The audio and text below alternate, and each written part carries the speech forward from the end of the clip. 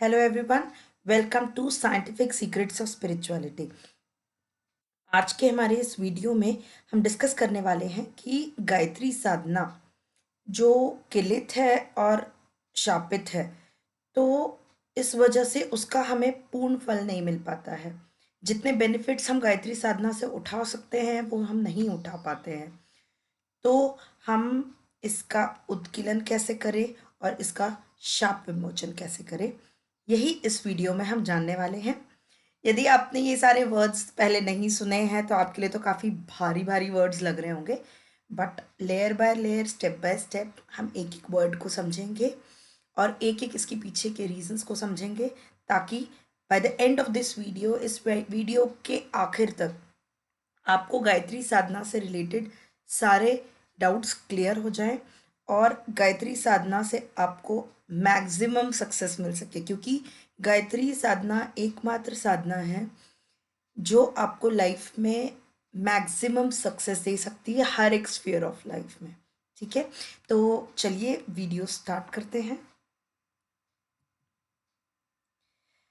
जो भी आज मैं ये सब बताने जा रही हूँ, ये पूरा का पूरा नॉलेज हमें गायत्री महाविज्ञान बुक में से मिलेगा, और ये बुक लिखी है हमारे गुरुदेव ने, पंडित श्री राम शर्मा आचार्य जी ने। तो जितना भी कुछ मैं आपको इस वीडियो में बताने जा रही हूँ, उसमें जितना भी नॉलेज छुपा हुआ है वो सब कुछ हमारे गुरुदेव को समर्पित है। उन्हीं के द्वारा सब कुछ लिखा गया है, और जो भी कुछ गलतियाँ हो जाएं मुझसे, या कुछ भी बताने में कुछ ऐसा लगे आपको कि ये तो सही नहीं है, वो सारी त्रुटियां मेरी रहेंगी। तो स्टार्ट करते हैं आज का इस वीडियो को। In the subtle presence of गुरुदेव, मैं आपको बताना चाहूँगी कि आपने सुना होगा कि प्राचीन काल में जो ऋषि मुनि थे वो लोग सिद्धि प्राप्त करते थे, और गायत्री मंत्र जो है, गायत्री मंत्र सबसे ज़्यादा इसके बारे में लिखा गया है। गायत्री साधना के बारे में जितना ज़्यादा इसकी महिमा लिखी गई है, जितनी प्रशंसा की गई है, उतना किसी और के बारे में नहीं किया गया है। तो जो ऋषि मुनि हुआ करते थे वो लोग तपस्या करते थे, साधना करते थे। उन्हें जो गुरु मंत्र होता था वो भी गायत्री मंत्र ही होता था। तो ये जितनी भी प्रशंसा है वो बिना मतलब की तो कोई लिखेगा नहीं। बट क्या होता है कि इसके बारे में अभी हम आगे और समझते हैं कि गायत्री मंत्र इतना इम्पोर्टेंट क्यों है, ये आज हमें नहीं समझ में आता है। समाज के हर वर्ग के लोग, चाहे फिर वो मजदूर हो, चाहे वो एजुकेटेड क्लास हो, चाहे वो डॉक्टर्स हो, चाहे फिर वो कोई व्यापारी हो, चाहे बच्चे हो, बच्चों को भी स्कूल में गायत्री मंत्र से दिन की शुरुआत की जाती है। बट उसके बावजूद भी लोग स्ट्रेस में हैं, लोग परेशान हैं, लोगों को फाइनेंशियल प्रॉब्लम्स है, लोगों के रिलेशनशिप प्रॉब्लम्स है। तो क्या गायत्री साधना से विशेष लाभ नहीं होता है? यही क्वेश्चन हम लोग के अंदर आता है कि गायत्री मंत्र तो एक छोटा मोटा मंत्र है, बचपन से सुनते आ रहे हैं, तो इससे एज सच कोई बहुत ज़्यादा लाभ नहीं मिलता है। तो जो मैंने आपको पिछले स्लाइड में बताया कि जो ऋषि मुनि हैं, जिन लोगों ने इतने शास्त्रों में उसकी प्रशंसा लिखी हुई है, तो वो तो फिर बहुत ज़्यादा एग्जैजरेटेड फॉर्म हुआ, मतलब इसमें दम तो नहीं है। लेकिन अब पता नहीं क्यों उस टाइम पे ये लिख दिया था, बस इसी डाउट को क्लियर करने के लिए ये वीडियो बनाया गया है। तो सीधी सी बात है कि कोई भी काम अगर हम नियत विधि व्यवस्था से करते हैं, मतलब कि एक प्रॉपर प्रोसीजर होता है, हर चीज़ करने का एक प्रॉपर प्रोसीजर होता है। तो फॉर एग्जाम्पल कि ये ट्रक है, ठीक है, तो ये ट्रक, अगर कोई भी, आज मुझे ट्रक चलाना नहीं आता है, अगर मैं जाके ट्रक के ड्राइविंग सीट पे बैठ जाऊं और मुझे पता ही नहीं है कि मुझे कब एक्सेलेटर दबाना है, कब ब्रेक दबाना है, कब गियर चेंज करना है, तो व्हाट विल आई डू?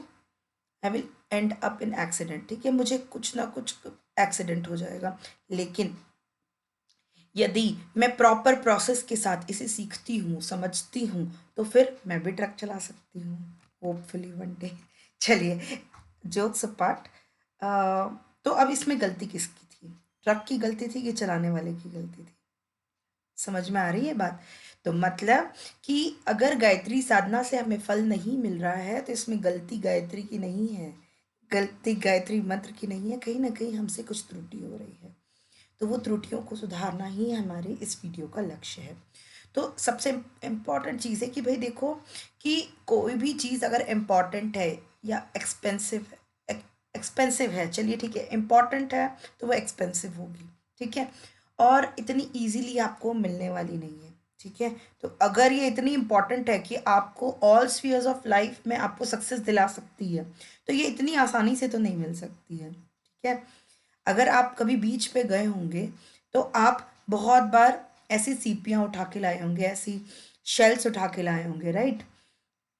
लेकिन आप में से कितने लोग ऐसे हैं जो मोती उठा के लाए हैं? नहीं ना।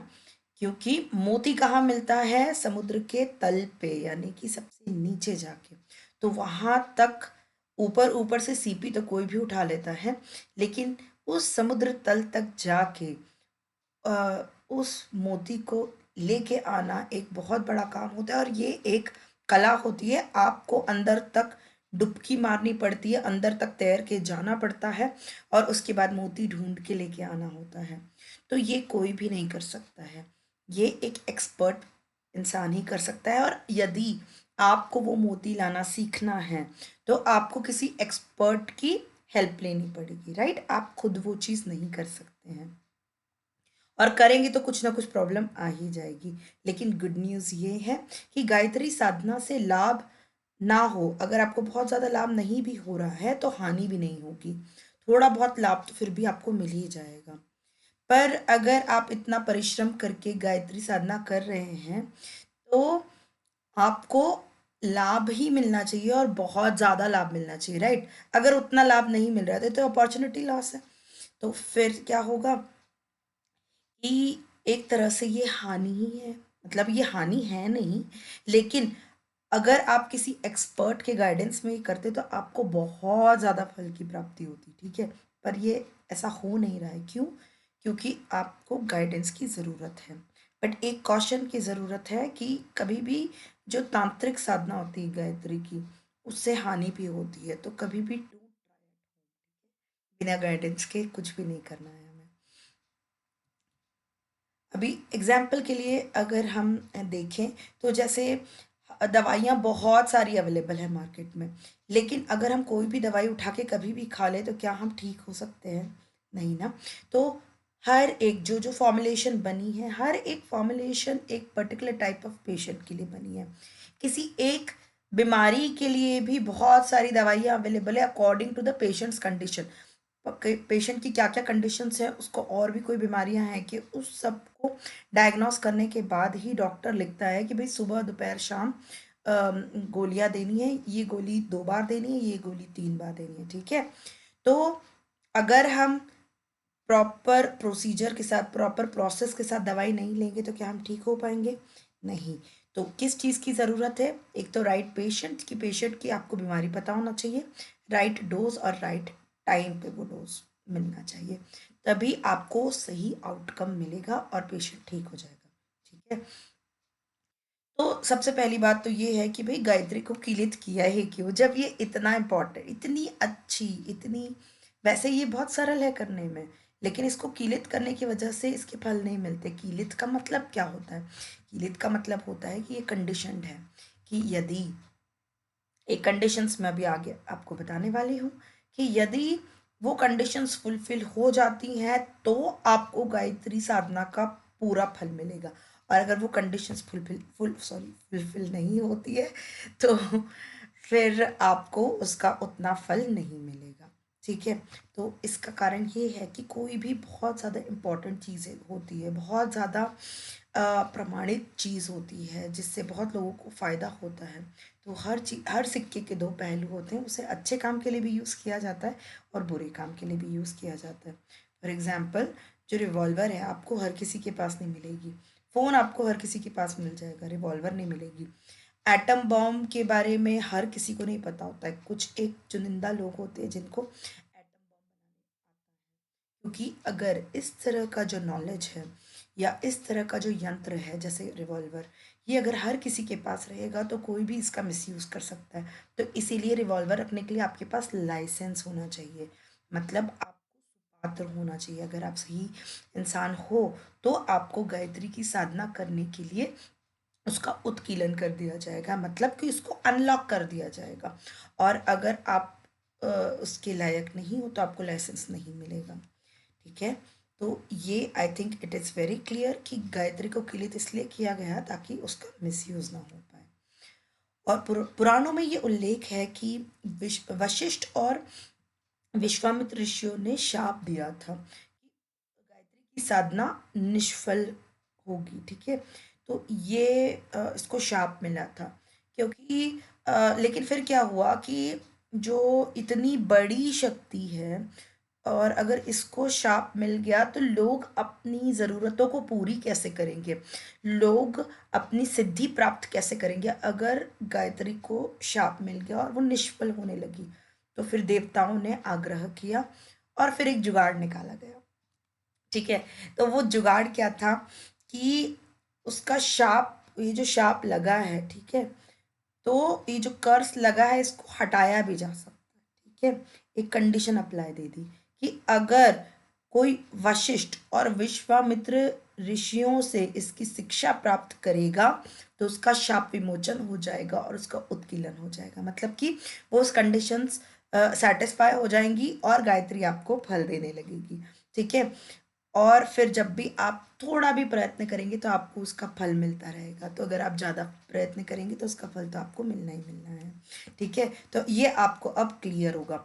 बट अब ये वशिष्ठ और विश्वामित्र होता क्या है, ये कौन लोग हैं, ठीक है, ये जानना ज़रूरी है क्योंकि भाई उनसे मिलेंगे तब ना जाके हमको, सॉरी, इसको शाप से मुक्त करवा पाएंगे।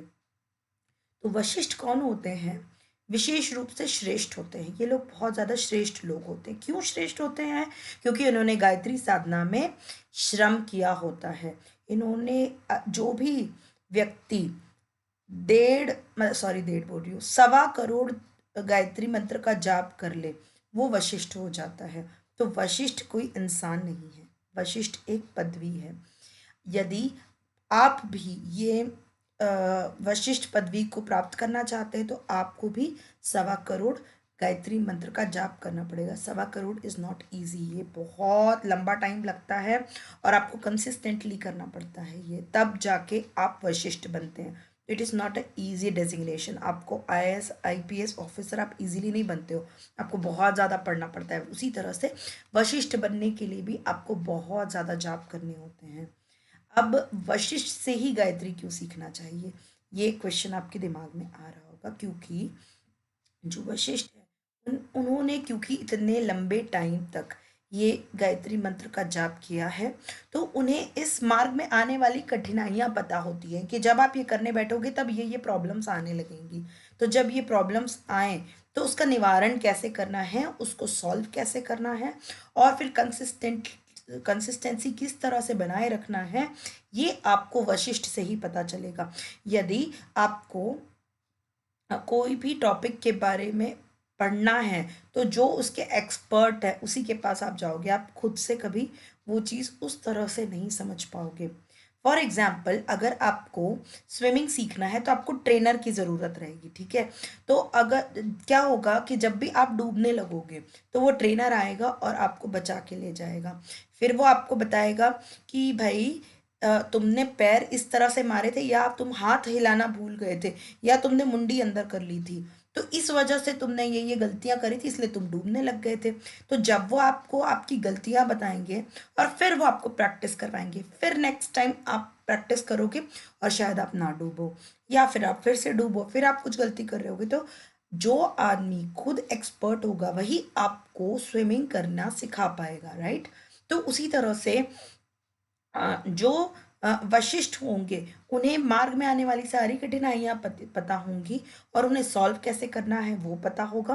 तो आपके कॉन्शियस लेवल के हिसाब से आपको वो गाइड करते जाएंगे। आप अगर कोई चीज़ नहीं कर पा रहे हैं तब भी वो आपको कभी अपमानित नहीं करेंगे, वो आपको सीखने का मौका देंगे और आपको धीरे धीरे आपकी कॉन्शियसनेस उठाते जाएंगे। ठीक ठीक है। तो अब अब एक बहुत ही अच्छी एनालॉजी दी गई है ताकि आपको समझ में आए कि ये शाप विमोचन मतलब ये जो शापित है और इसका क्या मीनिंग है। तो क्या होता है कि जैसे अभी मैंने आपको स्विमिंग का ही एग्जांपल लिया, तो क्या होता है कि जैसे ये जो जैसे समझ लीजिए एक तालाब है, तो तालाब में अगर कोई भी डुबकी मारने चले जाएगा, कोई भी बच्चा आया, कोई भी बालक आया और जाके वहाँ पे कूद गया, तो वो डूब सकता है। तो इसीलिए क्या हुआ कि कोई बहुत ही इंटेलिजेंट व्यक्ति जो थे गांव के, उन्होंने क्या किया कि बोल दिया कि बच्चों, यहाँ पे मैंने लिखा है, यहाँ पे मैंने कोट किया है, बच्चों तालाब में न उतरना, इसमें तैराक गुरु का शाप है। ठीक है, तैराक गुरु का शाप है, यहाँ पे जो सिखाते थे उनका शाप है, और बिना गुरु का शाप मुक्त हुए तैरना सीखोगे तो वह निष्फल होगा। तो वह निष्फल होगा, इस ये ऐसा क्यों बोला, ताकि हर इंसान उसमें डुबकी मारने के पहले उसकी शिक्षा ले। उसी तरह से गायत्री के अंदर डुबकी मारने से पहले हमें वशिष्ठ जो भी वशिष्ठ हैं उनसे इसकी शिक्षा लेनी चाहिए, इसकी दीक्षा लेनी चाहिए, और उसके बाद ही गायत्री का जाप करना चाहिए। अब एक और वर्ड था विश्वामित्र। वशिष्ठ तो ठीक है, जब वशिष्ठ हो ही चुके हैं भाई, जिन्हें सारी चीज के जो एक्सपर्ट हैं गायत्री के, अगर हम उन्हीं से बस शिक्षा ले ले तो क्या वो इनफ नहीं है? विश्वामित्र की क्या जरूरत है? फर्स्ट ऑफ ऑल, विश्वामित्र होता क्या है? विश्वामित्र का मतलब होता है संसार की भलाई करने वाला, कि विश्व का मित्र, यानी कि जो विश्वामित्र होते हैं वो हमेशा संसार की भलाई चाहते हैं। अब भाई विश्वामित्र की जरूरत क्यों पड़ी? तो विश्वामित्र की जरूरत इसीलिए पड़ी क्योंकि जो वशिष्ठ होते हैं उन्हें गायत्री का फुल नॉलेज होता है, लेकिन अगर उस नॉलेज को वो नेगेटिव साइड यूज करने लगेंगे तो वो गलत डायरेक्शन में चला जाएगा और उसका कोई फल नहीं मिलेगा, मतलब वो उसका मिसयूज होने लगेगा, राइट। फॉर एग्जाम्पल, आपने सुना होगा, ये कौन है? रावण। रावण रावण के पास, उन्होंने बहुत तप किया था, उनके पास बहुत सारी सिद्धियां थी, लेकिन वो विश्वामित्र नहीं थे, वो अच्छा नहीं सोचते थे, वो नेगेटिव पर्सनालिटी थे। इसीलिए वो एक गुरु, गायत्री गुरु बनने के लायक नहीं थे, ठीक है। एक्चुअली उन्होंने तो शंकर जी की थी, पर जो मैं आपको इस चीज़ से बताना चाहती हूँ वो ये है कि अपनी शक्तियों का मिसयूज करना भी पॉसिबल है। वशिष्ठ आप बन सकते हो, पर विश्वामित्र और वशिष्ठ जब तक नहीं रहोगे तब तक आप गायत्री गुरु नहीं बन सकते। तो कंक्लूजन क्या है? Vashishtha plus Vishwamitra is equal to Gayatri guru, ठीक है। और गायत्री की शाप से मुक्ति हो जाती है, ठीक है, अगर हम इनसे दीक्षा लेते हैं तो गायत्री की शाप से मुक्ति हो जाती है, और गायत्री साधना का पूर्ण फल की प्राप्ति होती है, ठीक है, मतलब हमें उसका पूर्ण फल मिल सकता है, ठीक है। Problem solve. बस, अब आपको तो ये सारी चीज़ें समझ में आ ही गई हैं, लेकिन अब सबसे बड़ा प्रॉब्लम है कि ये तो कंफ्यूज हो गया बच्चा, ऐसे गुरु मिलते कहाँ हैं। और एक प्रॉब्लम है भाई कि मेरे तो ऑलरेडी गुरु हैं, और वो गुरु तो वशिष्ठ या विश्वामित्र नहीं है। विश्वामित्र फिर भी हो सकते, पर वशिष्ठ तो वो नहीं है, उन्होंने तो 1.25 करोड़ गायत्री का जाप नहीं किया है, तो पर अब मैं दूसरा गुरु तो बना नहीं सकता। इस प्रॉब्लम को सॉल्व करने के लिए पहले हम देखते हैं, फिर हम इसके पहले वाले क्वेश्चन को एड्रेस करेंगे, ठीक है। तो इस प्रॉब्लम को सॉल्व करने के लिए आप जानते हैं ये कौन है? ये हैं दत्तात्रेय जी। ये दत्तात्रेय जी को ये 24 गुरु थे, एक गुरु नहीं, दो गुरु नहीं, 24 गुरु थे। श्री कृष्ण भगवान को तो सभी को ही जानते हैं, कृष्ण जी के 2 गुरु थे, ठीक है। और जो अर्जुन है, अर्जुन के भी 2 गुरु थे, ठीक है।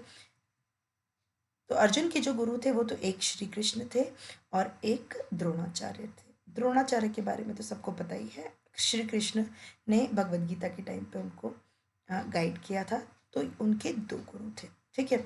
अब आप लोग को कमेंट सेक्शन में बताना है कि कृष्ण जी के 2 गुरु कौन से थे, ठीक है। चलिए, तो आप अकेले नहीं हैं, ऐसे बहुत सारे लोग हैं जो जिनके बहुत सारे गुरु होते हैं। ये तो सिर्फ 3 एग्जाम्पल्स मैंने आपको बताया, ऐसे अनगिनत एग्जाम्पल्स हैं जिनके बहुत सारे गुरु होते हैं। अब देखिए, आप खुद ही देखिए, आपने नर्सरी में किसी और टीचर से पढ़ा था, KG1 में किसी और के टीचर से पढ़ा था। अब आप ये बताइए कि अगर आप ये ज़िद पे अड़ जाएं कि नहीं, मैंने जो नर्सरी में जिनको अपना गुरु बनाया था मैं उन्हीं से आखिरी तक पढ़ूंगा, तो अब आप 12th में केमिस्ट्री का एक न्यूमेरिकल उठाए और चले गए नर्सरी के टीचर के पास, तो वो आपकी जिज्ञासा को दूर कर पाएगी, वो आपके क्वेश्चन सॉल्व कर पाएंगी? वो नहीं कर पाएंगी, क्योंकि अब आपका जो लेवल है वो ऊपर होता जा रहा है। आपने आगे पढ़ाई कर करके इस लेवल को अचीव कर लिया है कि जो आपके फर्स्ट गुरु थे वो आपकी उन जिज्ञासाओं को दूर नहीं कर पाएंगे, आपकी प्रॉब्लम सॉल्व नहीं कर पाएंगे, क्योंकि हर एक व्यक्ति का नॉलेज कहीं ना कहीं जाके लिमिट हो जाता है। तो इसीलिए आपको जिस नॉलेज की ज़रूरत है उसमें जो एक्सपर्ट है आप उससे वो चीज़ सीख सकते हैं, ठीक है। इसीलिए कभी भी अगर कोई आपसे बोले कि ऑलरेडी मेरे तो गुरु हैं तो मैं तो अब फिर से गुरु दीक्षा नहीं ले सकता, तो उनको ये चीज़ समझाइएगा कि बड़े बड़े जो दिग्गज लोग हैं उन लोगों के अगर इतने गुरु हो सकते हैं तो आपके तो हो ही सकते हैं।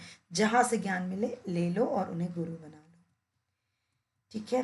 तो अब फिर से वही क्वेश्चन कि ऐसे गुरु मिलते कहाँ हैं, तो ये क्वेश्चन आंसर करने के लिए मैं आपको बताना चाहूँगी कि जो हमारे परम पूज्य गुरुदेव हैं पंडित श्री राम शर्मा आचार्य जी, ये अ, हमारे वशिष्ठ भी हैं और विश्वामित्र भी हैं, ठीक है। इन्होंने गायत्री को जिया है, इन्होंने मतलब इनकी पूरी लाइफ इन्होंने गायत्री को ही समर्पित की। इन्होंने बहुत सारे साहित्य भी लिखे हैं और तप, बहुत ज़्यादा तप किया है गायत्री को, इनके हर एक रोम में गायत्री बसी हुई थी। तो ये बेस्ट है हमें दीक्षा देने के लिए, बट द प्रॉब्लम इज़ कि उनका स्थूल शरीर अब नहीं है, ठीक है। तो अब मतलब कि physically he is not present, तो अब हम कैसे लें? तो जब किसी के परिजनों ने उनसे पूछा कि भाई अगर हमें दीक्षा लेनी हो तो हम क्या करें, तो उन्होंने कहा कि मैं तो शरीर को एक कुर्ते की तरह उतार दूंगा। तो शरीर is not important for me, सूक्ष्म शरीर इज़ इम्पॉर्टेंट, मतलब कि जो उनकी चेतना है वो इम्पॉर्टेंट है। तो वो 4 जगह पे होगी, एक माता जी के पास, उनकी धर्मपत्नी के पास, एक समाधि स्थल पे और एक अखंड ज्योति में। तो परिजनों ने बोला तो ये सब तो शांति कुंज में है। शांति कुंज हरिद्वार का नाम आपने सुना होगा, नहीं सुना हो तो प्लीज़ जाइए गूगल कीजिए, आपको सारा कुछ पता चल जाएगा। गायत्री परिवार के बारे में थोड़ा सा जानिए। और जो ये 3 चीज़ें हैं जहाँ पे गुरुदेव की चेतना आज भी है वो शांति कुंज में है। तो यस, अगर आपको दीक्षा लेनी हो तो आप शांति कुंज जाके वहाँ पे एक दीक्षा संस्कार करके एक संस्कार होता है, वहाँ पे आप जाके दीक्षा ले सकते हैं। बट फिर कुछ परिजनों का एक क्वेश्चन आया कि भाई हम तो इंडिया में ही नहीं रहते, हम तो इंडिया के बाहर रहते हैं या फिर हम बहुत दूर रहते हैं, अभी ट्रैवलिंग पॉसिबल नहीं है तो हम वहाँ जाके तो कर नहीं पाएंगे, तो अभी क्या करें? तो एक और चीज़ मैं आपको बता दूं, कोविड के बाद सिचुएशन काफ़ी इजी हो गई है, आपको ऑनलाइन दीक्षा भी मिलने लगी है, तो आप उसके बारे में थोड़ा सा सर्च कीजिए। मैं उसके बारे में डिटेल्स आपको के लिए कोई ना कोई वीडियो बना दूंगी, यदि आप उसके भी डिटेल जानना चाहते हैं। और अगर वो अभी भी आपको ऑनलाइन दीक्षा अवेलेबल है तो मैं आपको इन्फॉर्म कर दूंगी। तो अगर आपको डिटेल्स चाहिए तो प्लीज़ कमेंट सेक्शन पे बता दीजिए। तो ये 3 जगह तो हमें शांति कुंज में मिल जाएगी, बट उसके लिए हमें फिजिकली वहाँ जाना पड़ेगा, राइट। पर चौथी जो चीज़ है वो है उगता हुआ सूरज। तो गुरुदेव परम पूज्य गुरुदेव जी ने कहा है कि जो उगता हुआ सूरज है वो वह भी मैं ही हूँ, और अगर तुम्हें दीक्षा चाहिए तो भैया it is the most easily available गुरु, ठीक है। तो जो उगता हुआ सूरज है उससे उसका एक प्रक्रिया होती है, एक प्रोसेस होता है, तो इसको बहुत इजीली सिंप्लीफाई कर चुके हैं गुरुदेव। और इसमें क्या करना है आपको कि किसी भी गुरुवार या रविवार को उगते हुए सूरज के सामने पुष्प, थोड़े से फूल ले ले, थोड़े अक्षत ले ले, थोड़े से चावल ले ले और जल ले ले, एक लोटे में जल ले ले, और सूर्य भगवान की किरणों का ध्यान करते हुए मन ही मन आपको मन ही मन आपको कहना है कि आपको मैंने अपना मार्गदर्शक स्वीकार किया है। मार्गदर्शक स्वीकार किया है मतलब कि आप वो एक्सपर्ट हैं, आप वो गुरु हैं जिनसे मैं आप डायरेक्शन लेना चाहती हूँ, ताकि आप मुझे गाइड करें और मैं सही डायरेक्शन में जाके गायत्री का पूर्ण फल ले सकूं।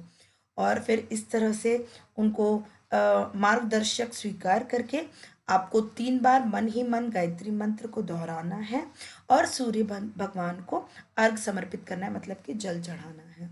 बस तुम्हारी दीक्षा हो गई। तो ये काफ़ी सिंप्लीफाइड वे में गुरुदेव ने हमें दीक्षा देने का प्रोसेस बनाया है, और जो हर जगह अवेलेबल है। तो आप अर्थ पे कहीं पे भी रहते होंगे, आपके यहाँ सूरज उगता ही होगा। बस आपको एक चीज़ करनी है कि आपको आलस हटा के सुबह उठना है सूर्योदय के पहले। ठीक है। इसके बाद क्या ये है कि फिर आप एक फॉर्मल दीक्षा अगर आपको लेनी है तो आप शांति कुंज जब जाना चाहें तब वहाँ पे जाएं और दीक्षा संस्कार में शामिल हो सकते हैं। ठीक है। तो फिर आपकी जो गायत्री साधना है उसका उत्कीलन भी हो जाएगा और शाप विमोचन भी हो जाएगा। अब ये एक बहुत इम्पॉर्टेंट चीज़ है, यह मैं आपको बता देती हूँ। तो क्या होता है कि जब भी कोई हम लोग गायत्री दीक्षा लेते हैं, जैसे पहले गायत्री गुरु मंत्र मिलता था, तो क्या होता है कि आपको हमेशा जब से आपने दीक्षा ली है तब से आपको जब तक पूर्ण सिद्धि प्राप्त नहीं हो जाती है ना, तब तक आपको गुरु के पास रहना चाहिए, उसके उनके समीप रहना चाहिए। बट अभी तो ये पॉसिबल नहीं है। तो जो समीप रहने का मतलब अब आप फिजिकली समझोगे तो हमारे तो गुरुदेव फिजिकली प्रेजेंट ही नहीं है। तो अब इसका जो तोड़ है, जो हमारी लैंग्वेज में हम कहते हैं जुगाड़ है, वो ये है कि हम हमारे गुरुदेव का चित्र लगा सकते हैं, और जब भी हम हमारी साधना चालू करें, हम मंत्र जाप चालू करें, तो उनके ऊपर चंदन पुष्प नैवेद्य अक्षत सब लगा के उनका पूजन करें और फिर अपनी साधना स्टार्ट करें। मतलब कि उनको बुला के उनको रिस्पेक्ट दे कि आप मुझे गाइड करें और अब मैं साधना शुरू कर रही हूँ। ठीक है, या कर रहा हूँ। अगर आपके पास गुरुदेव की फ़ोटो भी नहीं है, आप ऑनलाइन ऑर्डर भी नहीं कर पा रहे हैं, किसी भी कारणवश आपको लग रहा है कि डिले हो रहा है, तो आप क्या कर सकते हैं, उसके लिए भी बहुत ईज़ी तरीका है कि आप एक नारियल लें। नारियल तो हर जगह मिल जाता है। नारियल को गुरु मान के उन नारियल की पूजा कीजिए। उनको अपना श्रद्धा से उनसे कहें कि अब आप आएँ और मेरा मार्गदर्शन करें, और फिर साधना स्टार्ट कर दीजिए। तो ये जो चीज़ है, ये आप हर जब भी आप गायत्री साधना करने बैठें तब आपको करना है। या तो आप चित्र की पूजा करें या फिर आप नारियल की पूजा करें, और उसके बाद ही आपको साधना स्टार्ट करनी है। ठीक है। तो आई थिंक आपको ये सारी चीज़ें बहुत अच्छी तरीके से क्लियर हो चुकी हैं। तो बस आप इस चैनल के साथ बने रहिए, आपको हर तरह का वीडियो मिलेगा जिससे आपकी जो स्पिरिचुअलिटी से रिलेटेड जो क्वेश्चंस हैं वो सारे सॉल्व होते चले जाएंगे, और सब कुछ आपको ऑथेंटिक स्क्रिप्चर्स से ही आंसर मिलेगा। So thank you so much for now. Keep watching and please subscribe to the channel, so that हम लोग आपको जो भी कुछ बताना चाह रहे हैं वो आप तक ज़रूर से पहुंच जाए। Thank you so much.